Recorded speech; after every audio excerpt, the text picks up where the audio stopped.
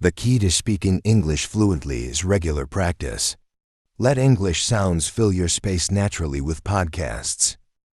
Make it a habit to listen to podcasts on a variety of topics anytime. And you will remember how to use vocabulary in everyday conversations.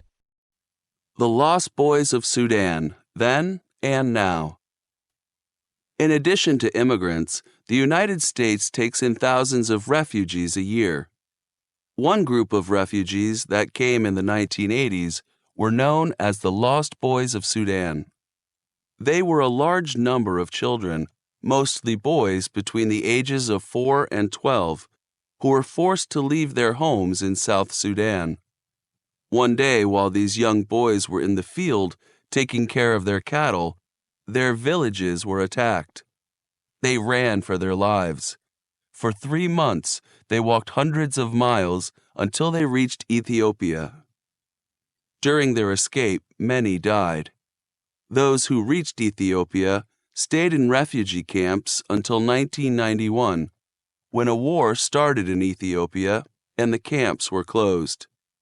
They ran again, back to Sudan, and then to Kenya, where they stayed in refugee camps for almost 10 years.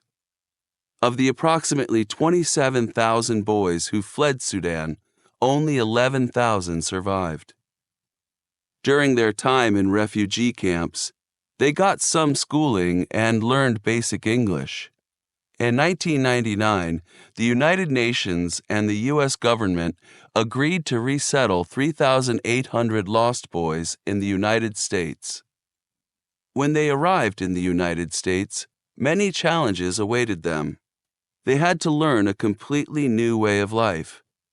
Many things were new for them: apartment living in a big city, strange foods, new technologies, and much more. Agencies helped the lost boys with money for food and rent until they found jobs. While they were working, most of them enrolled in English classes. Many have now graduated from college and started projects to help their villages back home. Valentino Achek Deng, who arrived in the U.S. in 2001 and settled in Atlanta, Georgia, is one of many refugees who have given back to their home countries after years of struggle. When Deng and author Dave Eggers met in 2006, they began collaborating on a story.